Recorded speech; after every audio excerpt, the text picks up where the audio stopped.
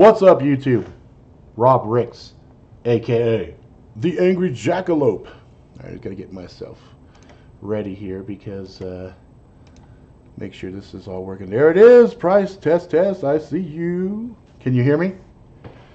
Let's make sure we can hear and everything. I gotta maybe rotate this monitor a little bit. Oops! I just turned off my monitor. Hope that's not gonna fuck anything up. Here, let's turn it back on. There we go. So go like that. There we go, I'm centered. All right, can you hear me? I can actually put this microphone away. I got my headset on. Sounds good.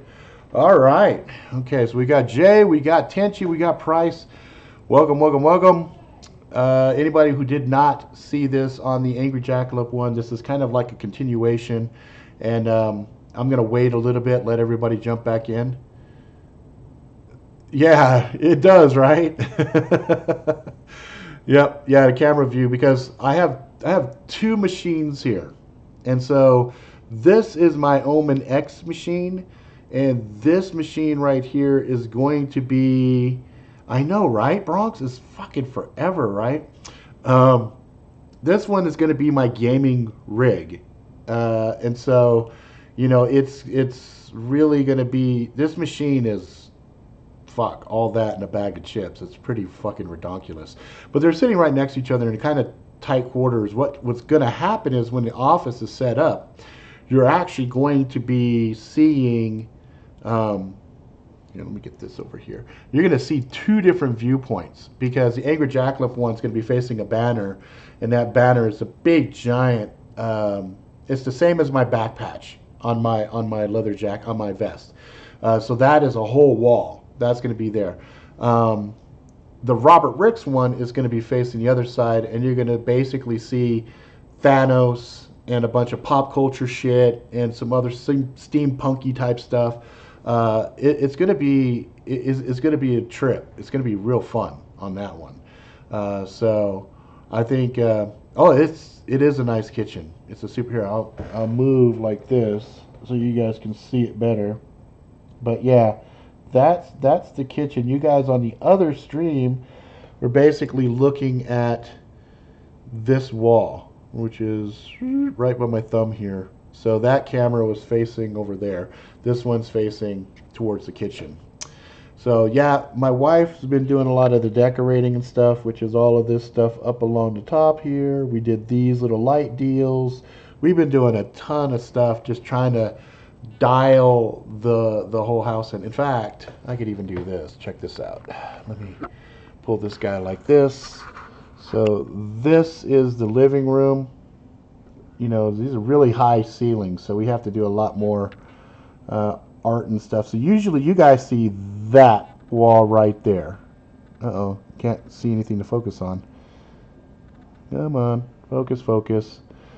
And then over here, that's the kitchen. You should be able to focus there. There we go. So that's the kitchen. That's the dog's crate. Yeah, you swear I know how to fucking use a camera. And then we're back to the kitchen. Sure, you guys come over, man. I'll make you guys coffee for days. There we go. Now we're back to the static view. Yeah, I'm going to actually do that. I was kind of, I'm waiting for my office to be done. The good news is the stuff downstairs is just about finished. So we have, the drywall is pretty much done. They're just doing some last minute texturing. Then my other guys come out and they are going to finish that all downstairs. Then once that's done, the kids can then have their own dedicated rooms. My office will be I'll be able to set my office up, which is what I've been waiting on. So now after I get my office set up, then I will be in a position to do a full, MTV Cribs style deal, and also let my wife know ahead of time, hey, I'm going to do like an MTV Cribs type, get down. So don't be embarrassed. Tell me what you want me to clean up and everything else, because I got to tell you, she's been decorating the shit out of stuff like the laundry room. The laundry room is fucking cute. I was like, the fuck? But no, I dig it.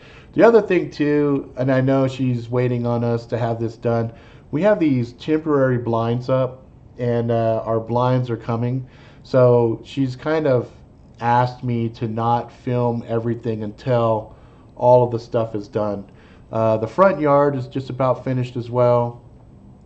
So, it'd probably be the middle of August, and I'll be able to do the full house breakdown. And it's at that time. Oh God, it seemed like that was gonna be so far away, but it's coming on us quick here.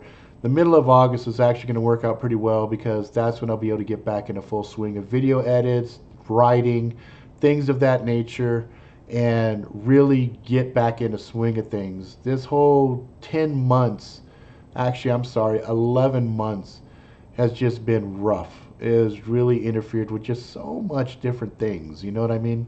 So now we're finally at the part. At least I did ask Rob to get something from the fridge.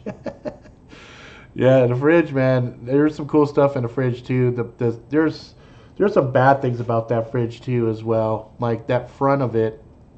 Here, the front of it, it's all shiny and stuff, but it's not magnetic. I can't put any fucking magnets on the front of that fridge, which really just kind of pisses me off. But nah, I digress. That's neither here nor there. So some of the folks were asking on the Angry Jackalope stream, what's up with the stickers? Well, what's up with the stickers is the stickers are all ready to go. I have them all sitting here. They're all cut. They're all sorted. They're sitting in envelopes. But I was trying to surprise you guys with the patches. I wanted to throw some of these in there just for free, just because you guys that sit in this particular stream, as an example, represent my most dedicated viewers. You guys are ride or die motherfuckers for real. And that's why you guys are definitely getting, the Jackalope Crew patches that aren't for sale. So these ones won't be for sale. These only go out to crew members. And there was a little bit of a snafu in regards to the edges. I wanted them marrowed, which means that they're over stitched on them, so we don't have things like, see here, if I move this guy like this, you'll see it's already kind of fraying. You see some of this thread here coming off, and I really didn't want that. So they were super cool because they realized that there was kind of a miscommunication on both of our parts. So they actually are redoing these. So that's kind of cool, and I'm waiting to hear back from them when that is. So that's what the delay was. This is the first time, I don't have a delay where it's like, oh, I was fucking lazy, I had shit going on, I had whatever. This was a legitimate reason because I was trying to get some cool shit to surprise you guys. And I know I just ruined my surprise, but I think transparency and explaining how things are and being honest is the best way to go. So that's the status there. I think it was Backwoods that was asking on the last stream. Actually, I can double check. I can just look at the chat. I could just look at the goddamn chat, can't I? Let's see. Oh no, Stalking Wolf. Sorry, Stalking make it over here? Yes, he did. Okay, cool. So the other thing that I've been playing around with is stickers and stuff like that. This one Deadpool one, as an example, I actually made that into a shirt, and that was actually pretty fucking cool. Pretty cool. All right, so now let's talk about some of the entertainment stuff that's going on. Comic-Con. Oh, you didn't miss this one. This one just started, Roy. You're good. You're right at the very beginning on this one. The Angry Jackalope one is just an hour earlier, so it's did the bell notify you guys? I'm just kind of curious on the folks that were on the Angry Jackalope one. Did the bell stuff work for you guys? Because I don't know if excuse me, if my shit ended up getting folks the time they needed to come check the show out. Let's see. I was going to show you guys. We were going to talk about. Bam. That's what we were going to talk about. So on my blog, I actually have been adding it. So San Diego Comic-Con is going on right now, and that is, for folks that love comic book movies, action movies, things like that. It has become kind of a pop culture kickoff spot. It's kind of what E3 is for gaming, right? Um, oh, I got you. I got you, Roy. Um, Next time I'll just ping you on Facebook, see if you're on. Um, so we got some great trailers that popped off, and if you guys want to check the trailers out, I can't put them on here because that was stuff that was getting me binged dinged in the past. So if you go to Robert, I'm actually going to link it in here, robertrricks.blogspot.com. You'll see there is a few trailers that are up there. So for example, this was a couple of days ago when this one came out, but it was still, I was like, holy shit. There's a movie coming out from Bad Robot, J.J. Abrams and stuff, called Overlord. And supposedly this is going to connect into the whole Cloverfield universe. So it's going to be interesting to see how that is, because Overlord is this horror flick, but it looks really good. It looks super good. So I posted that one up about 3 days ago, and so today I went. So somebody was talking. I think Tenchi mentioned on the Angry Jackalope one about Godzilla. So Godzilla has a trailer that's popping off. It's going to be for next year, and I don't know. I kind of, I am all for the environment. That is one of my left-leaning things that I feel pretty passionate about. But it always kind of irritates me when I see movies trying to take environmental issues and use them as plot points and start slamming the viewer over the head. It really, I don't know, it's a button for me. It kind of irritates me, especially when I hear shit like global warming. I prefer to say climate change, or fucked up climate change, or adverse climate change, than global warming. I hate that shit. And I understand why they're saying global warming is a thing, because there's mechanisms where if the ice melts and the ocean warms up, that affects weather. But at the same time, yeah, Roy, that was the other one. That one was kind of funny. That was actually the very next trailer that I wrote about, and I titled that one Holy Shazam, right? Because it looks like DC has realized, shit, we need to have some humor in here, because we are running joke. We're running joke that we're dark. Ooh, what did Deadpool say? Ooh, you're so dark, so hard. Ooh, what are you in a DC universe? And so Shazam is the opposite. It's the lighthearted, funny. It still looks like they're going to have some dark points to it, but it looks interesting. It looks kind of funny. Like, it feels funny, like the Tick. Like, the suit's kind of funny. The actor is kind of funny. I like the setting. I'm not a big DC guy, so I can't tell you if it's authentic Shazam. I do know that The Rock wanted to play Black Adam, I think was the name of the character, which looks like he's supposed to be a bad guy to Shazam, which could be funny, because imagine this first one. I don't know if Black Adam ends up in this one or not, or if he's a bad guy or not, but I thought he was. So if you guys are DC heads, you can educate me here. But imagine you got this set up here. It's comedic, it's funny, it's lighthearted. A kid suddenly has superpowers, he's bulletproof and shit. That's great, right? And then you get The Rock in there as this big menacing bad guy, but then he starts throwing his humorous chops in on it. It's like, wait, what the fuck? What's wrong with you? Why are you acting like that? What are you, like fucking 9? You know what I mean? It's like, it could be fucking hilarious. Hilarious, Yeah, I've heard conflicting reports too, but like I said, I think that shit would just be fucking phenomenal. I think it'd be hilarious. And if they do sneak The Rock in, then that's just like what they did with Deadpool, with people like Brad Pitt as an example. It's fucking great. It's great. I think it'd be funny.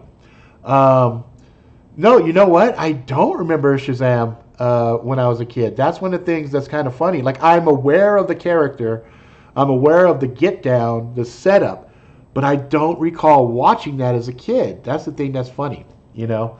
And then we've got Glass. Oh my God. I'm excited. I'm excited because that was a good twist at the end of, what was it, Splinter? Was that the name of the movie with Xavier with multiple personalities and the Beast? He came all crazy. I thought that was it. Um, this looks good. This looks super good. Um, Aquaman trailer. I have mixed feelings about that because where I know I'm going to watch it, I think there's a lot of people starting to get a little superhero fatigued. And Aquaman has always been one of those characters that people are like, Split. Yes, Split. That's the one. Thank you, Tenchi. Um, Aquaman has always been like one of those, he talks to fucking fish. But, you know, he's pretty badass, right? Especially in the DCU. They positioned him as a pretty cool character. But as I'm watching this, I'm like, oh fuck. This feels like the inverse story plot of Black Panther, right? I'm like, shit.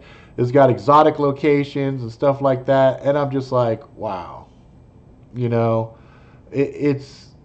Thanks, Roy. It's, I don't know. And then the redheaded chick, she kept reminding me a little bit of Black Widow. It's almost like DC equivalents that just reminds me of Marvel shit, you know? And I'm just like, I think, yes, he is.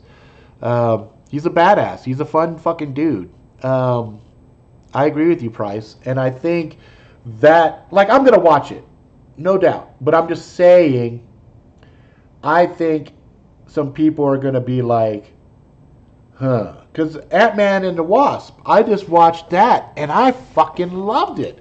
I loved Ant-Man and the Wasp. I thought it was great. I laughed my ass off to the whole thing. And then it had its dark twist at the end. I was like, fuck you, Marvel. Why do you got to do that to me? Why are you going to take my feel-good moment and fucking stick a dick in my ass? I'm like, Marvel's turning dark and now DC's trying to turn funny. So anyway, it's just one of those things that's like, what the fuck, right?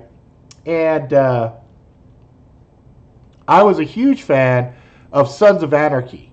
So earlier in the week, the Mayans, they had a Mayans MC season 1 official trailer dropped, and I was like, oh shit. And it's got some good actors in there. It looks like you got James Olmos in there. The kid that is playing the main lead character, I remember him in Revolution. He was a good character there. Yep, Roy, we talked a little bit about that. And we'll talk about that one in a second because I think that's going to be a good thing for us to talk about because that was the beginning of my Angry Jackalope show, and I want to end off this one with that discussion there because I think there's some bullshit going on there that really needs to be talked about as far as what's going down. Yeah, exactly right. Like Sons of Anarchy had a tragic finale, but it was appropriate. Everything had continuity to it. It was really good. Oh man, it was some dark storytelling. And I like that shit. So I'm looking for a lot more of the same with Mayans, and having it inside the same universe just makes me happy. Some of the characters we've seen before are there. We might see, there might be some crossover for some of our Sons of Anarchy alum. I don't know. We'll have to wait and see. Iron Fist Season 2, now he's stepping into the role of Protector of New York. Daredevil's nowhere to be seen. Everybody assumes he's fucking dead. Luke Cage has Harlem locked down. I think that Iron Fist Season 2, actually from a chronological point of view, is probably going to take place before the stuff that's happened inside of Luke Cage. And I want to talk a little bit about Luke Cage. I'm actually going to give you guys a sneak peek of an article I'm going to be writing on my blog about Luke Cage. because I think some people are taking the ending of the series of Luke Cage literally, but I think they're missing a very key point, and we'll get to that in a second. I only have a couple more here to talk about. Actually, I only have one more thing to talk about. So the Iron Fist trailer looks pretty good. It doesn't look like it gives a lot of spoilers away. It looks like it's a nice little teaser, but it does give us a date. So we're looking at September for that to pop off. Roughly about 7 weeks from now, we'll be able to watch Iron Fist Season 2. And if I'm not mistaken, they had reported that was going to be a shorter series run. So instead of 12, 13 episodes, it was going to be something like 7 or 8, kind of like with the Defenders. I hope that's not the case, but I did see a report on that. So we'll have to wait and see on that. Blood Machines. Blood Machines, the trailer on that, as I watched it, I was like, holy shit, this is like, what would happen? Bring back Married with Children. That wouldn't be a bad idea, actually, because they could do Here They Are Now. Kind of like, I didn't get a chance to watch any of the Roseanne stuff. But that was a continuation of the series, right? They should do that, but have them now struggling in this politically correct world that exists now compared to where Married with Children was back in the day, because they were pushing the envelope back then. Imagine those motherfuckers right now. That'd be fucking hilarious, right? But Blood Machines, what was funny on that was I looked at it, and it was like, it really just kind of reminded me of like what would happen if Riddick raped Kung Fury and they popped the movie out. Like, it's really fucking crazy looking. So it'll be interesting. You know what I mean? Yeah, Iron Fist definitely was weak, but at the same time, I think there was enough there from the mythology side. Like, they could have taken that first series and done just 6 episodes and really trimmed it down and really cast a different person. Like, I like the guy that plays Danny, but at the same time, he doesn't have martial arts skills. Now, Colleen, woo, she's badass. I like her. So with this season here, there was a lot riding on Iron Fist because it was going to introduce Colleen. Colleen has to have a season 2 because that's going to solidify the Daughters of the Dragon and some other stuff, which is Misty Knight as well as Colleen. And they're going to probably do a spinoff potentially of that type of a show. So, they needed to have that. But we'll see. We'll see what happens. Married with Children would be great, but I would miss Kelly Bundy headlights. Married with Grandchildren. There you go. That would be great. Holy shit. That would be a good one. Now, Luke Cage. There's a little bit of a spoiler here. I'm not going to be explicit.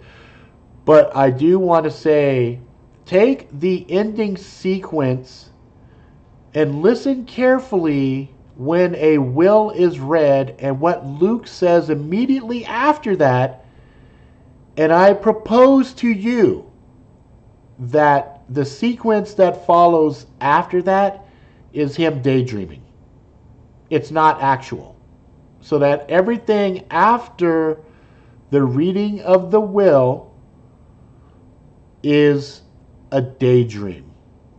And if you take a look at the symbology there, and you take a look at the color schemes, and you take a look at all the other stuff there, I think you will agree that makes sense. So I'm going to be writing a blog that talks about that in very, very, very, very explicit detail, breaking things down. I think so many people have been taking that last sequence there completely out of context. And so I just wanted to point that out for folks that did watch the Luke Cage. And I think they will have a Luke Cage season 3. But it's interesting to see Iron Fist taking the mantle of protector that Daredevil had in Hell's Kitchen and wearing that like a badge of fucking honor and carrying that torch. I think when Daredevil pops back on the scene, a lot of motherfuckers are going to trip bad. They're going to be like, how the fuck did you survive? And I know when we get Daredevil season 3, we're going to see Kingpin come back into his power. And it's going to be interesting because there's a huge vacuum. And there's only a few crime bosses that he's going to have to contend with. He's going to have to deal with the Italians, the Russians, and then maybe a little bit on the triad size, but nothing major, especially since a lot of the fallout from Iron Fist is probably going to lead up into that. So I think it's Netflix is still doing a great job with it. It's kind of funny. I've seen people like Prepared Mind 101 absolutely hated Luke Cage, where I loved it. I loved every bit of it. You know, he's like, oh, it dragged on, and it was conversation, then it was a fight, and then it was a conversation that wasn't needed. And I disagreed because I loved fleshing out the characters, seeing the irony of the placement. I loved Bushmaster. You know, I thought he was just an amazing bad guy, especially compared to season one's, Willis and those guys. What you talk about, Willis? It's like, I thought the first season was really disjointed. I thought the second season was really locked in nice and tight. And it had a whole progression of a man struggling with his role, trying to make shit get down. All right. Going from that, let's go ahead and pivot. Let's talk about this gun shit. Because I didn't see the tweets. All I saw...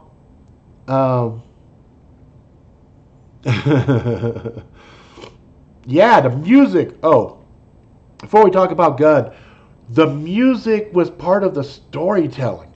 And it's so important to be listening to the lyrics on these stories, on the music as it played into the story, because it was almost a narrator. It was like this omniscient fucking voice talking about certain scenes and stuff. And I thought it was good.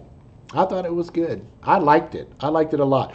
Now understand, Bronx, for you specifically, you might have looked at that and said, these motherfuckers don't know shit about Harlem, whatever, okay? I don't know shit about the East Coast, okay? But I did enjoy the storytelling there. And I did like seeing pro-black statements in a lot of the different things. And I did like seeing some of the conflict and some of the ideology as far as saying sometimes for you to protect things, you have to make a deal with the devil. Right? I thought some of it was pretty interesting, but I did, and I stand by this 1,000%. I thought Bushmaster. I think him doing a good job with his brethren. Him do a good job for real kind. It's like him good, solid bad guy. Liked it, loved it.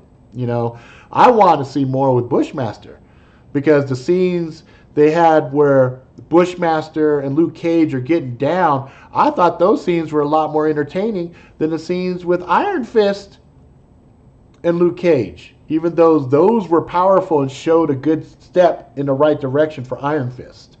So the Heroes for Hire get down is set there, and they do have a chemistry. So Danny Rand and Luke Cage, I definitely think they could do a series on them. I think the two of those guys with the Daughters of the Dragon mixed in would be fucking hot. Would be great. But unfortunately, a lot of the shit that was in the comics was lackluster at best. You know what I mean? It was like not really super memorable. So pulling from some of the lore of the comics might be, we'll see. What is kind of interesting, though, is there are shows that are crossing over. So Cloak and Dagger making reference to Misty Knight, and Misty Knight making references to the detective in New Orleans. There's loose little Easter eggs connecting series that are on different networks, and I was like, I like that. Keep that shit up. So let's talk about Gunn. So Gunn purportedly, well, no purportedly about it. He made some fucked up Twitter things, and his excuse was when he was younger, because these are older tweets. These are not like, oh, this was last week's shit. This was stuff when they were filming the very first Guardians of the Galaxy, if I'm not mistaken. So shit popped off from way back then. And,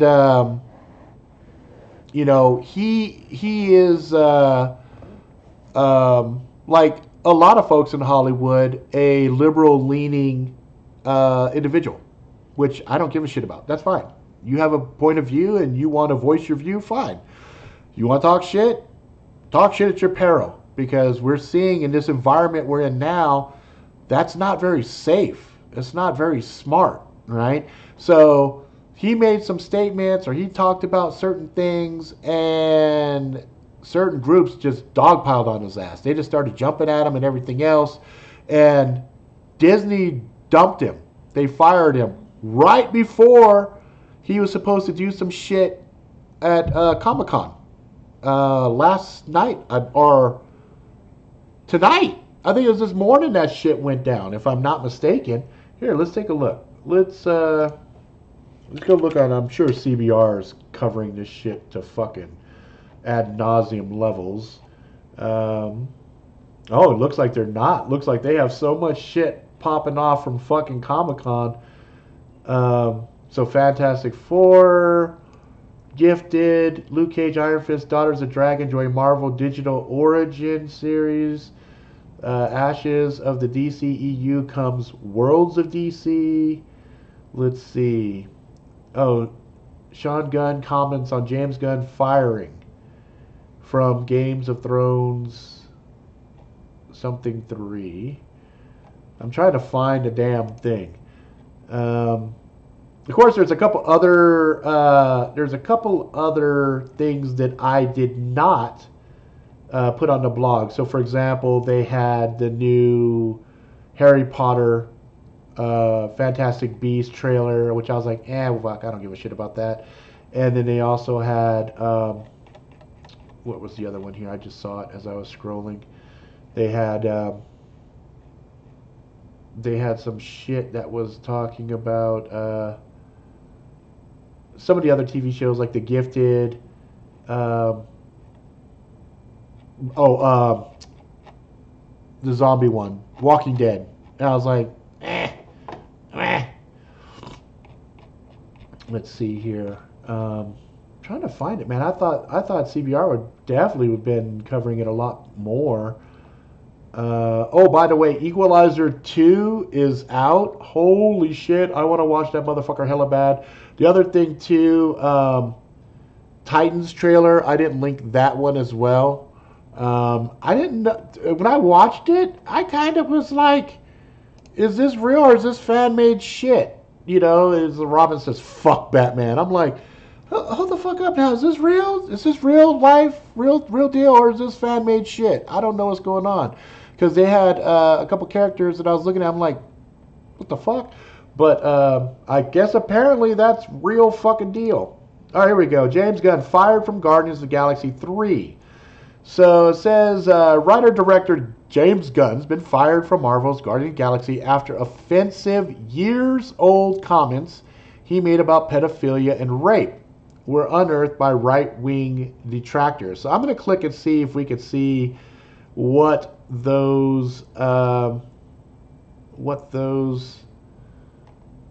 it looks like those tweets have been taken down, maybe. Yeah. Deactivated website was shared on Twitter. Supporters of President Trump broadcast to a wider audience by alt-right provocateur and conspiracy theorist Mike Cernovich, who used it to bolster his claims of pedo networks operating in Hollywood.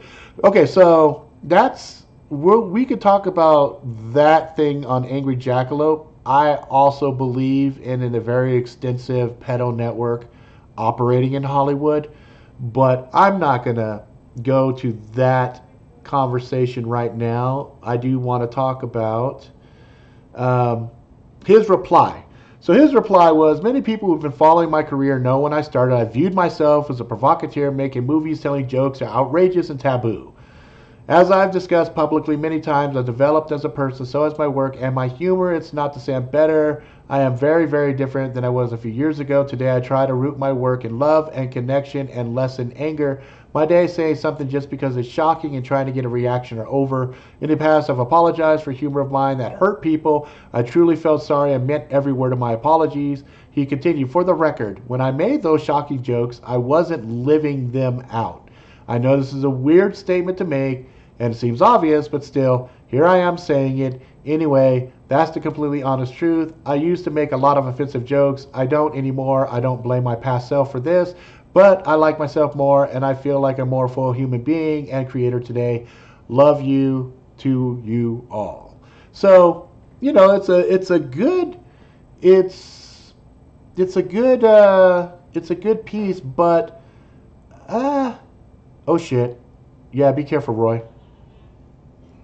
Um I don't know. I'm kind of like, this is one of those things where unless I could do the due diligence and actually see what's what, I'm always skeptical when there is a political agenda, even if it's a conspiracy one, in something that I believe in.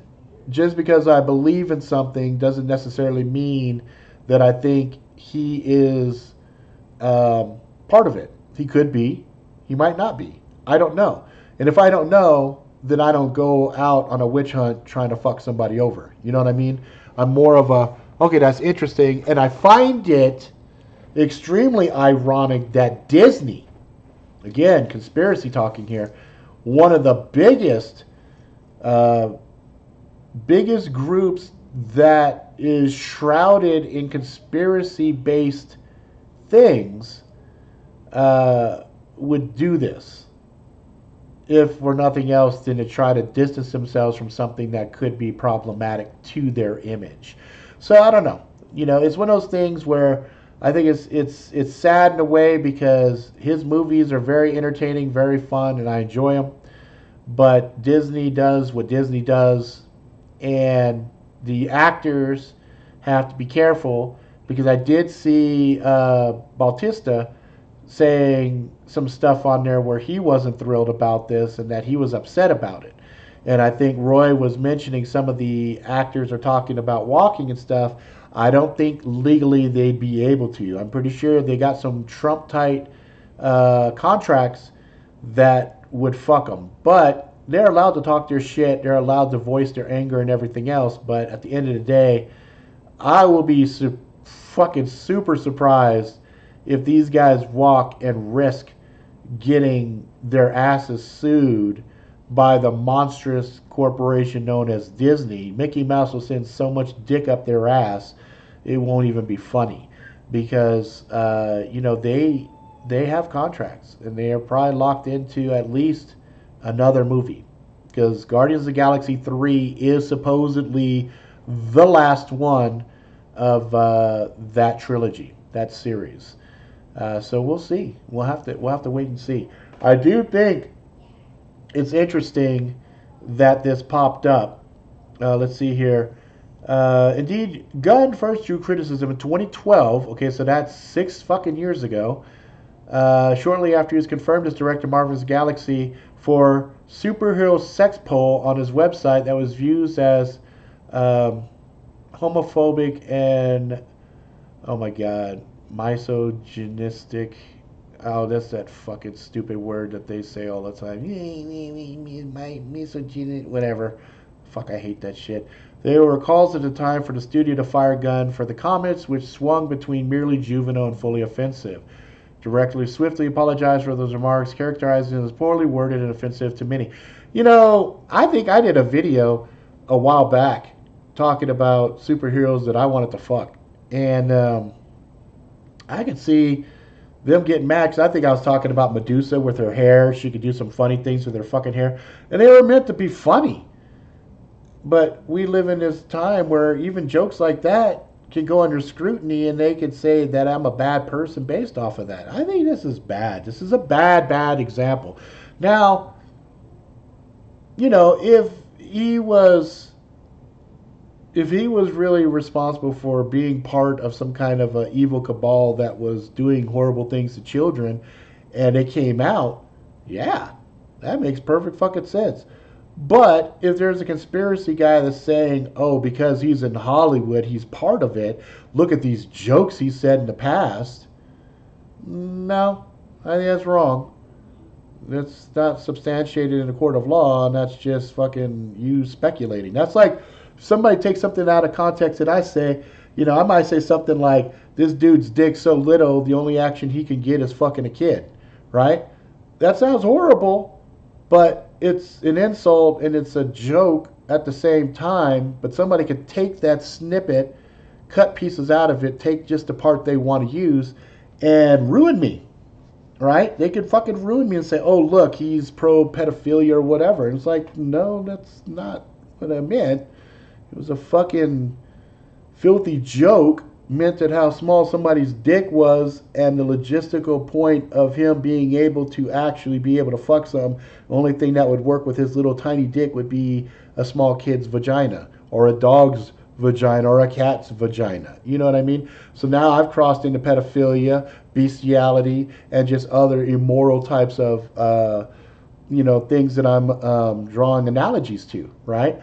But that doesn't mean that I partake in that stuff, right? As he's kind of alluding in his rebuttal right here, when he said, for the record, when I made these shocking jokes, I wasn't living them out. I know this is a weird statement to make. It seems obvious.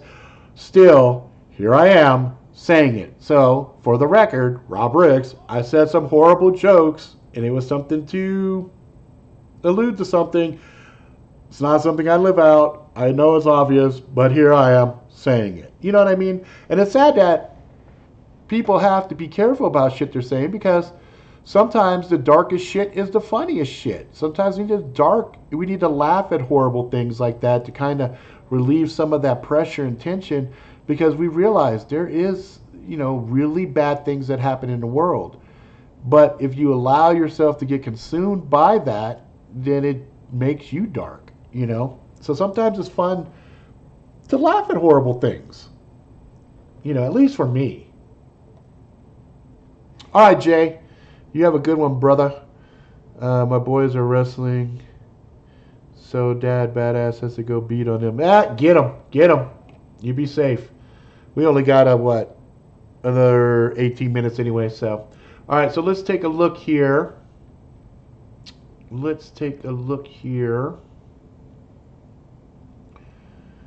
Oh man, oh man, oh man. Yeah, it's crazy, guys. It's crazy. Oh, I mentioned it on the Angry Jackalope one, but I'm gonna mention it again on this one.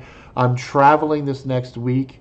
I'm taking my daughter to San Francisco. She wanted to go to Japantown, so we're kind of taking a pilgrimage there for her to go geek out and find some anime and some other stuff she loves, JoJo's Bizarre Adventure. So we're hoping to find some cool stuff there because, as I mentioned earlier, our rooms are going to be done and everything. The kids are going to decorate their own. This is the first time that the kids will have their own dedicated rooms so they can really kind of put their identity in there. So I expect there's going to be a lot of memorabilia and fun shit that she's going to get while we're in the Bay Area. So we won't probably be doing a live show on Saturday, but what might end up happening, I might experiment a little with the live streaming on on the Robert Ricks one, on this one right here, as we're doing stuff, as I'm traveling and I'm looking at stuff. Bay Area has good cellular technology and stuff, so it shouldn't be like I'm out in the middle of nowhere and I can't stream. It should be fine. So I'm going to be streaming stuff. Some of my favorite sandwich spots are down there. We're going to check out some eateries. A good friend of mine might be heading down that way too. We're definitely going to be checking out Chinatown, Japantown. We'll be looking at my old stomping ground in Pacifica, things of that nature. I'll be hanging out with my mom a little bit, just see how she's doing, stuff like that. So, yeah, that's what we got planned next week. And then after that, things are going to start to get back into a normal routine again until the end of August. End of August, I'm taking a trip with the wife. It'll be our 20-year anniversary. That one I probably won't be able to do any kind of streaming on because it'll be X-rated. Dun, dun, dun. I'm just kidding. In case she's watching, which would be retarded because she never watches. And, of course, this would be the one time she watches. So that one, we will be gone the 13th through the 19th. So yeah, the 18th, that's our actual 20-year anniversary right there. I won't be able to stream on that time. So I will announce that way ahead of time. And again, just to summarize, in case anybody came in late, I do have these new patches. They will be rocking out pretty soon. I'm getting some with marrowed borders. Those are thicker on the border side, but these are super, super cool. These ones are going to be going up on the site. These are going to be $5 shipped. Don't care where you're at in the world. The Jackalope Crew ones are not for sale. They are only available to people that come and show on the channel on a regular basis and are actually members of the Jackalope Crew, right? I did find a bunch of the old patches. I have a couple of the black, a few of the brown, some of the red, actually quite a few of the red, and then the 2017 blues. So those are all going to get listed up again, but those prices are going to be totally different. Like the older the patch is, the more expensive it's going to be, because that's only for the people that are come late that really want to have all 5 of the patches. And so, you know, like I said, I only have 2 of the blacks left that will be for sale. So when you see those get listed up, there's that. Redbubble.com, I make no money on that stuff. Every price you see on Redbubble is what I pay. News on Magic Really Sucks. So I actually have a publisher that I had submitted stuff to back in February come back around and asked to look at the stuff. So I have a publisher right now looking at Magic Really Sucks. If that's a Hail Mary and they come through, you know, great. If not, I just ordered for myself 35 copies of the first book. I will begin self-publishing that officially starting in January. Unofficially, I'm going to be selling to insiders the actual book. And I'll also be doing some giveaways with it and things of that nature. So I got tired of waiting for the publishers, and so that's just what it is. What it is. So I'm going to actually just legitimize the Rymass Publishing, get the LLC for that, get that all set up, get the ISBNs and the book numbers for them and everything so that they're registered, and then I'm just going to start buying books, signing them, doing things with them, and then making them available on the under, just for the people that are interested, that follow the show and stuff like that. Like Magic, it's about time. I agree. So officially, regardless of publisher or anything else, unless a publisher comes in and says, we love it, it's fucking amazing, we want to rock all 3 of these motherfuckers, blah, blah, blah, and sign you up for another, 2 trilogies after this, and can just come back like, we want this really bad and we're going to support it, then I'm going to do it, and the schedule is going to basically be January is the kickoff, the official kickoff of Magic Really Sucks. I'm going to do some custom bookmarks. I'm going to do some custom hardcover stuff with slip cases, all kinds of fun stuff. There's going to be prints. There's going to be all kinds of stuff that I'm going to be doing for limited early edition stuff for the people that want to support it at the very beginning. And so January, February, March will be book 1. April, May, June, book 2. July, August, September, book 3. And then after September, the trilogy bound 1 big tome will be available for the holidays. And that one's going to have a bunch of cool shit with it too. A bunch of collectibles you won't be able to get anywhere else. It'll have stickers. It'll have a poster. It'll have a bunch of other stuff. It'll have customized art that won't be available anywhere else. So that's the game plan. I plan on really supporting that shit when I really light the fire and kick the tires. So I just wanted to give you guys an update, let you guys know what's going on, especially cats like Magic. Magic has been supporting this shit since the very beginning, and I can't say thank you enough for that support.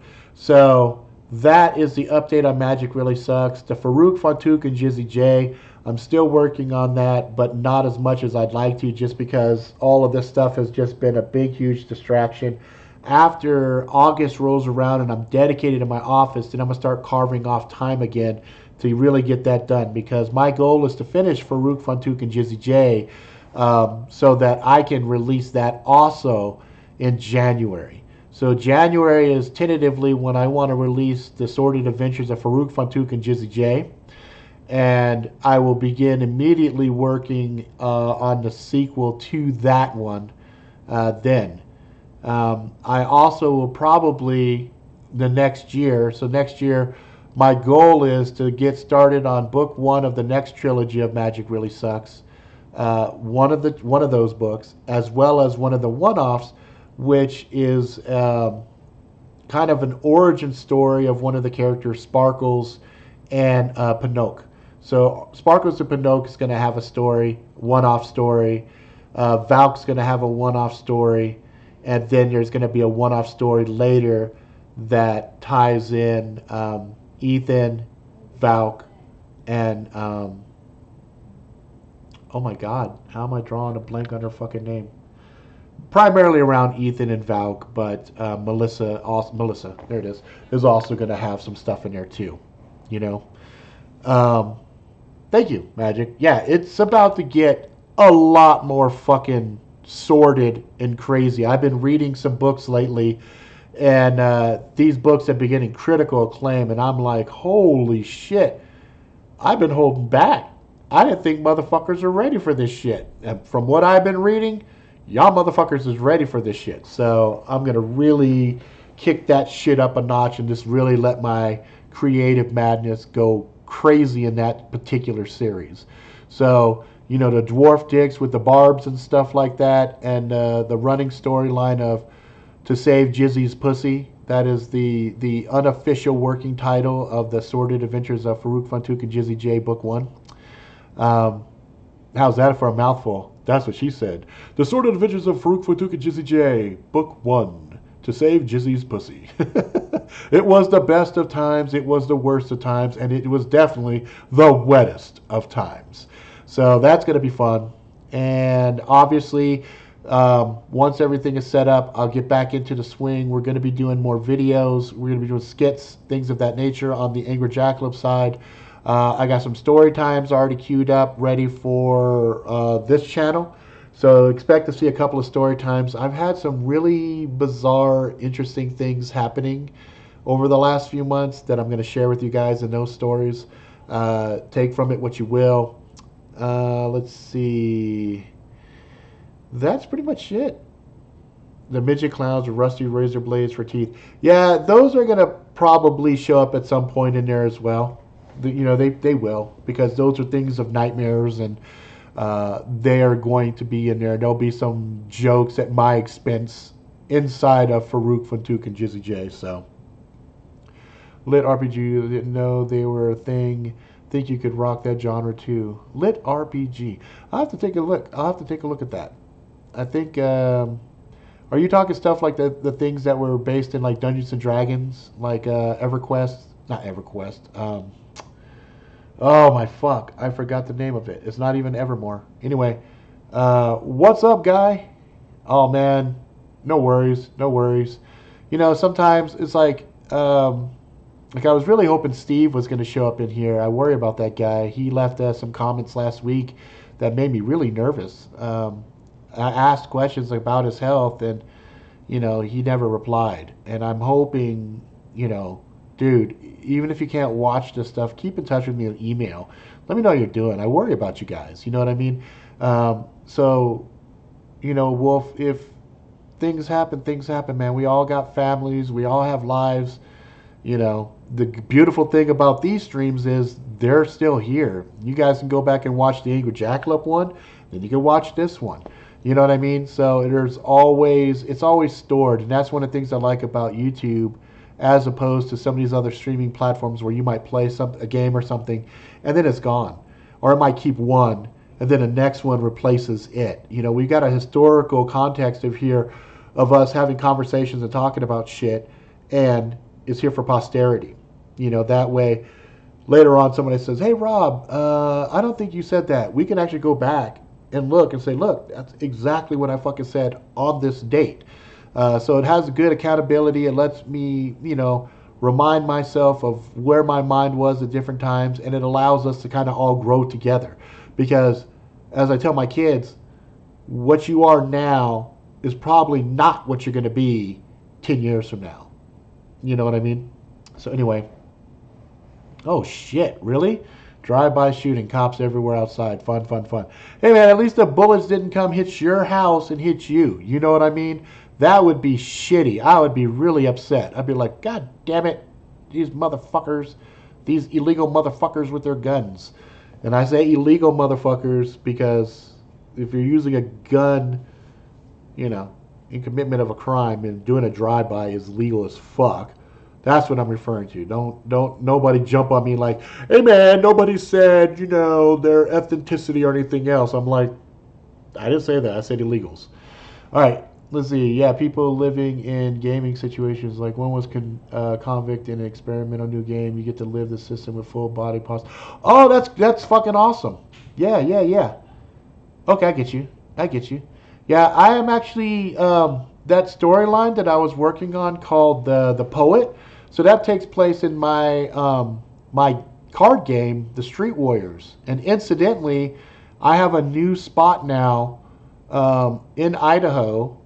They reopened their store, and they are right now the only fucking place you can get Street Warriors stuff. And I'm working with them trying to figure out ways to do like informal boosters and stuff like that. I'll do a whole little segment on it, a little video clip talking about the cool stuff they got going on. It's funny. They were telling me that they got one of the players. He's going to come out to a birthday party that we're doing in Vegas. And he was like, they asked if I would mind signing cards for him. I'm like, I don't give a fuck. I'm happy to sign cards for people. As long as I have a silver Sharpie or something like that available for me to sign them with, I'll sit and fucking sign 100 cards for them. They won't be worth shit until I'm dead, but fuck it, But it's fun to see people still getting stoked and excited about that Street Warriors game I put out. So The Poet is another book that I was working on back in 2011, 2012, that I was putting together that was coming along nicely. And I'm still going to finish that, but that's kind of a story and a mythology set of my card game. So, there's some things like I always wanted to write a story about Scarface where his wife, who was supposed to be infertile, left Tony, but she finds out after she left him, she was pregnant. And so I wanted to make a book called The Son of Scarface. And, he's growing up. He's an older guy in this time, because that was the 80s. So that would put him in the 2000s. So the 2000s, he's rising back up and just dominating Miami. So I'd like to do some other stuff like that as time goes on. You know what I mean? But yeah, that's cool. All right, what do we got here? We're at 58 minutes. Okay, so that's it. That's going to pretty much, we're going to be winding this one down. So we did 1 hour with Angry Jackalope. We did 1 hour on this one. Yeah, Wolf. That's what I'm talking about right now is that I did 1 hour there and we did 1 hour here. I'm going to feed the kitties and stuff now. But I just wanted to make sure I did 2 shows. I might do a stream tomorrow since I don't have, I won't be able to do it on Saturday. I have to wait and see. There's some things I have to do, some errands and things like that. But I might try some Let's Plays on this Omen machine just to test it out and see how it goes. I might do some Fortnite and stuff like that. Might be just doing some Diablo. Might touch a little bit on World of Warcraft, some of the stuff that's going on there. There's a lot of stuff I want to get into this next year, so I'm just getting some infrastructure in place right now. You guys will ultimately define what games you like to see, and we'll go from there. All right, so anyway, that's it. That's all I got for now. If you like it, please subscribe. Tell your friends far and wide. Until next time, please be good to yourself, good to each other. Go out, live life to the fullest, get some scars, find some love, all that jazz, and I will see you guys next time. All right.